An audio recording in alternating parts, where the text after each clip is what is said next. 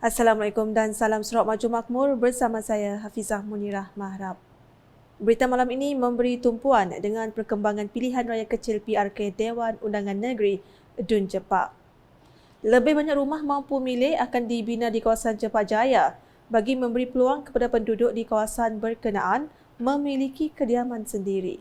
Premier Sarawak Datuk Patinggi Tan Sri Dr. Abang Abdul Rahman Zahari Tun Datuk Abang Openg berkata, sebanyak 98 unit rumah sedang dibina di bawah fasa 1 skim pembesaran kampung SPK Jelutong.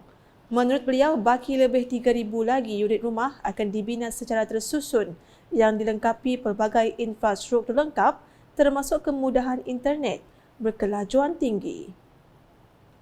As you know, we are developing what we call Jepak Jaya, and one of the important component here is housing. So these two are two model houses that we are building in Jepak Jaya. The first phase is 98 units, which is now under construction, and we have a balance of 3,000 over unit to do. That will allow us to, build affordable houses to the local community, and the prices will very much lower than the market price now. Beliau berkata demikian dalam sidang media selepas melakukan lawatan ke tapak projek rumah contoh SPK Jelutong Jepak pada Jumaat. Hadir sama Menteri Utiliti dan Telekomunikasi Sarawak Datuk Seri Julaiha Narawi, Setiausaha Kerajaan Sarawak Datuk Amar Muhammad Abu Bakar Marzuki, Timbalan Menteri Utiliti dan Telekomunikasi Sarawak Datuk Dr. Abdul Rahman Junaidi, Timbalan Menteri Ekonomi Malaysia Datuk Hanifah Haji Taib, Timbalan Menteri Pelancongan, Industri Kreatif dan Seni Persembahan Sarawak Datuk Sebastian Ting Chiuyu serta div-div kenamaan yang lain. Bagi menampung keperluan penduduk, Premier Sarawak berkata terdapat perancangan untuk membangunkan 6,000 lagi unit rumah sebagai tambahan kepada 1,000 unit rumah yang sedia ada. Dan dengan adanya perancangan kita untuk 6,000 unit, termasuk ini lebih kurang 7,000 unit, ia dapat menampung keperluan masyarakat di Bintulu ini dan mempunyai rumah yang lebih selesa dan harga yang berpatutan. Terdahulu, Datuk Patinggi Tan Sri Abang Zahari sempat menunaikan solat Jumaat di Masjid Darul Makmur Jepak bersama div-div kenamaan yang lain serta penduduk setempat. Hasrat sekitar 8,000 penduduk di Pangsapuri Program Perumahan Rakyat PPR Bandaria Park di Bintulu untuk memiliki kediaman akan dipertimbangkan. Konsep 1,000 unit Pangsapuri yang dibangunkan Perbadanan Pembangunan Perumahan HDC itu pada masa ini adalah sewa beli. Prihatin dengan permohonan penduduk yang terdiri daripada pelbagai kaum dan agama itu, Timbalan Premier Sarawak Datuk Amar Awang Tengah Ali Hassan berkata, beliau akan membawa permohonan penduduk Pangsapuri berkenaan kepada pihak berkaitan. Walaupun saya tak pernah jadi Menteri Perumahan, tapi saya tahu dari segi dasar ada program sewa untuk dimiliki. Jadi kalau gitu keadaannya, rupa-rupanya kita masih menyewa.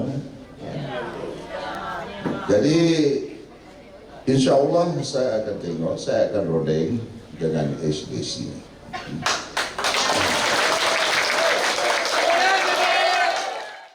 Hadir sama Speaker Dewan Undangan Negeri Dun Sarawak Tan Sri Datuk Amar Muhammad Asfiya Awang Nazar, Timbalan Menteri Pembangunan Wanita, Kanak-kanak dan Kesejahteraan Komuniti Sarawak Datuk Rozi Yunus, Ahli Parlimen Lawas Datuk Henry Sumagong, Ahli Dewan Undangan Negeri Adun Beting Maro Razairi Gapur, Adun Lingga Dayan Razah Awang Sohor dan calon gabungan Parti Sarawak GPS Iskandar Turki. Datuk Amar Awang Tengah menambah isu tekanan air di kawasan perumahan itu turut diberi perhatian. Saya dulu pernah jadi Menteri Utility juga. Tapi sekarang ini ianya di bawah YB Datuk Zulaihi. Dan saya dilantik untuk menjadi pengurusi Task Force Committee on Water and Electricity throughout Sarawak. Jadi kita akan melihat itu. Selain itu, jelasnya berkenaan laluan ke sekolah berdekatan juga akan dibawa kepada kementerian berkaitan. Sementara itu, dalam perkembangan lain, ketika ditemui media, Datuk Amar Awang Tengah berkata, Gabungan Parti Sarawak GPS menggerakkan jentera parti dalam memastikan pengundi tidak berdepan dengan masalah ketika turun mengundi pada 4 November ini. Ya, kita mahu jentera-jentera parti kita menumpukan pada usaha bagaimana memastikan pengundi kita itu akan dapat dengan mudah keluar untuk mengundi. Ini adalah penting sebab kemenangan kita itu bukan ditentukan dengan turunnya pengundi kita untuk mengundi pada besok hari. Seramai 1,219 pegawai dan anggota Polis Diraja Malaysia PDRM akan ditugaskan bagi memastikan keselamatan dan kelancaran proses mengundi dan penjumlahan undi bagi pilihan raya kecil PRK Dewan Undangan Negeri Dun Jepak pada Sabtu ini. Pesuruhjaya Polis Sarawak Datuk Muhammad Azman Ahmad Sapri berkata, penugasan pegawai dan anggota PDRM 4 November ini telah memasuki fasa keempat. Dan untuk fasa pengundian pada besok hari, PDRM Sarawak menyediakan kekuatan seramai 624 orang semasa tempoh pengundian dan seterusnya fasa tempoh penjumlahan undi yang akan diadakan di Dewan Suara di Bintulu. Beliau berkata demikian dalam satu sidang media berhubung PRK Dun Jepak di Ibu Pejabat Polis Kontijen IPK Sarawak di Kuching pada Jumaat. Sementara itu, jumlah pegawai dan anggota PDRM yang akan ditugaskan semasa proses penjumlahan undi adalah seramai 595 orang. Datuk Muhammad Azman menambah, fasa terakhir iaitu fasa pasca pilihan raya, penugasan pegawai dan anggota PDRM adalah seramai 260 orang bagi memastikan keadaan sentiasa aman dan terkawal. Dalam itu, beliau memberitahu bahawa sebanyak 128 permit setakat 2 November telah dikeluarkan oleh pihak PDRM bagi tujuan ceramah dan kempen, manakala 5 laporan polis telah diterima setakat tarikh yang sama. Datuk Muhammad Azman turut menasihati orang ramai supaya mematuhi etika semasa keluar mengundi dan menjaga keselamatan masing-masing. Beliau menyuruh agar pengundi untuk keluar awal bagi menunaikan tanggungjawab masing-masing dan orang ramai diingatkan untuk tidak menyerahkan kad pengenalan diri kepada orang lain selain daripada petugas PRK. Hadir sama Timbalan Pesuruhjaya Polis Sarawak, Datuk Manca Atta dan pegawai-pegawai PDRM yang lain. Menteri Utiliti dan Telekomunikasi Sarawak, Datuk Seri Zulaihi Narawi telah mengadakan lawatan kerja bersama Kementerian Utiliti dan Telekomunikasi MUT Sarawak ke Kampung Samadang Jaya bersebelahan Jalan Pesisir Bintulu pada Khamis. Tujuan lawatan itu adalah untuk mengkaji dan memantau perkembangan terkini berkaitan utiliti dan telekomunikasi di kawasan tersebut. Menurut Datuk Seri Zulaihi, pendekatan ini penting bagi memastikan infrastruktur utiliti seperti bekalan air dan elektrik serta rangkaian telekomunikasi berfungsi dengan baik dan memenuhi keperluan penduduk setempat. Selain itu, katanya pelbagai langkah juga boleh diambil bagi menambah baik serta meningkatkan penyediaan utiliti dan telekomunikasi berkenaan.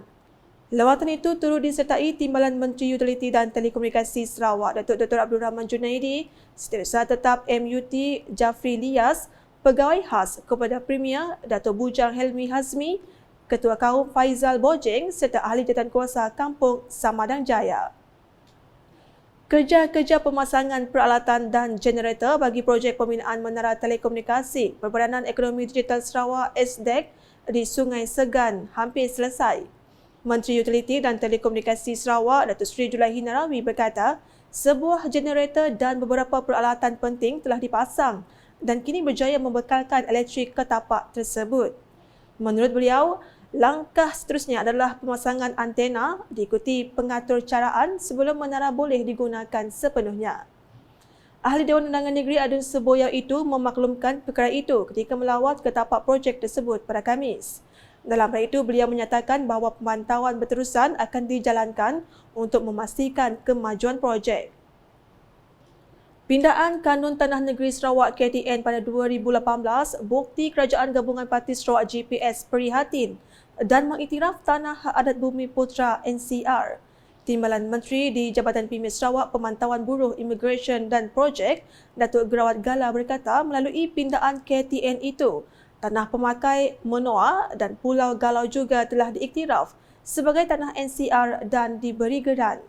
Itulah sebab saya sendiri juga terlibat dalam pembindaan undang-undang ataupun kanun tanah Sarawak pada tahun 2018, di mana kita bukan sahaja mengiktiraf NCR, pemakai Menua Pulau Galau yang sebelum ini tidak diiktiraf sebagai NCR, kita pindah undang-undang kanun tanah Sarawak, dan di sana kita terima pemakai Menua Pulau Galau ini sama sebagai NCR dan boleh diberi surat geran juga. Inilah bukti bahawa kerajaan GPS kita sangat prihatin untuk rakyat kita, dan harapan kami nanti turunlah semua untuk buang undi pada 4 hari bulan nanti ya. Beliau berucap demikian pada program Randau Ruai di Rumah Caong Kuala Serupai Bintulu pada Khamis. Hari sama, Timbalan Menteri Belia, Sukan dan Pembangunan Usahawan Datuk Gerard Rentap Jabu, Ahli Parlimen Puncak Borneo Datuk Willy Mongin dan Ahli Dewan Undangan Negeri Adun Macan Ellen Siden Gramong. Sementara itu, Datuk Gerard ketika berucap menyeru agar pengundi di Rumah Caong Kuala Serupai terus bersama kerajaan dengan memilih calon GPS Iskandar Turki pada 4 November nanti. Katanya ia penting bagi memastikan penduduk di kawasan Kuala Serupai tidak ketinggalan menikmati pembangunan yang sedang dan akan dilaksanakan oleh kerajaan negeri.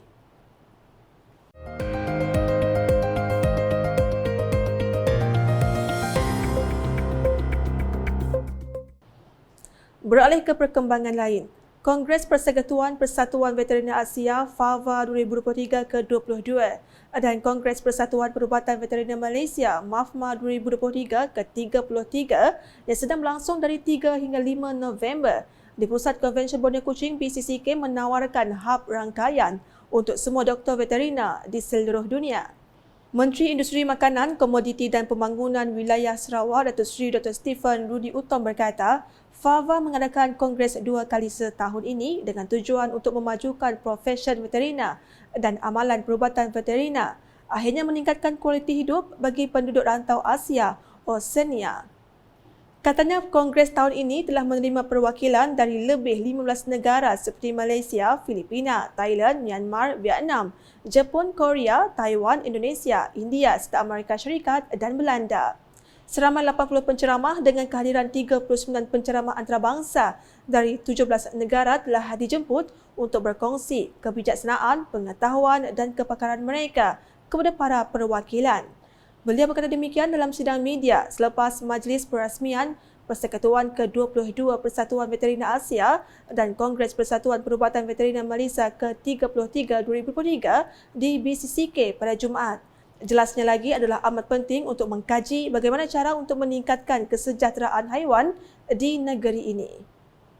It is very important for us to really study how can we improve the well-being of the animal.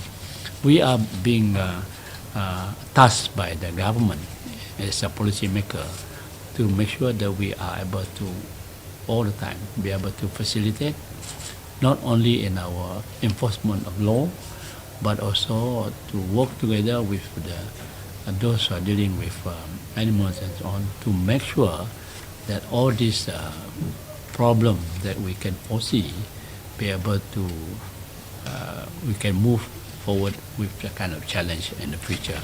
But I think most important is we share this responsibility, including those expert professionals and so on, the authority, the community, and most important is we in the region. We must share this responsibility to make sure this world is safe to live in. And of course for us and also for the animal. Okay? FAVA merupakan organisasi serantau yang keahliannya terdiri daripada 27 persatuan veteriner profesional yang berbeza, bersekutu dan ahli gabungan di rantau Asia Oceania dengan lebih daripada 100,000 doktor haiwan. Manakala MAFMA merupakan persatuan profesional untuk semua pakar bedah veteriner berdaftar di bawah Majlis Veteriner Malaysia. Turut hadir Presiden FAVA Dr. Isao Kurauchi, Presiden MAFMA Dr. Helen Mitin dan Pengerusi Kongres FAVA dan MAFMA 2030, Profesor Datuk Dr. Kuaza Nizamuddin Hassan Nizam. Sekian edisi malam bersama saya, Fiza Munirah. Berita berlanjut boleh didapati di semua platform media sosial Lukas, termasuk portal Lukas Sarawak, Jovi.my dan Lukas Channel di YouTube. Sebelum mengakhiri buletin edisi malam ini, saksikan panduan untuk mengundi sempena PRK Dun Jepak pada Sabtu. Ingin juga kami ingatkan masyarakat awam, khususnya warga Dun Jepak, agar menunaikan tanggungjawab sebagai pengundi pada PRK Dun Jepak yang akan diadakan pada esok hari 4 November. #Seluruhan Informasi Rakyat, Salam Lukas.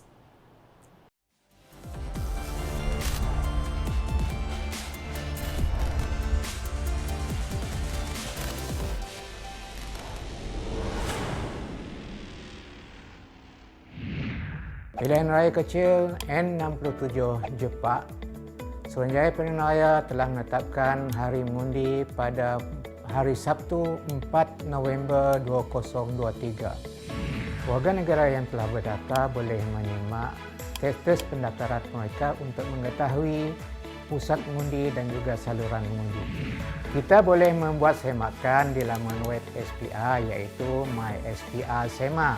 Pada hari mengundi, kita nasihatkan pengundi-pengundi datang lebih awal ke tempat mengundi masing-masing dan sila bawa kad pengenalan diri iaitu My Card untuk membolehkan kita mengundi.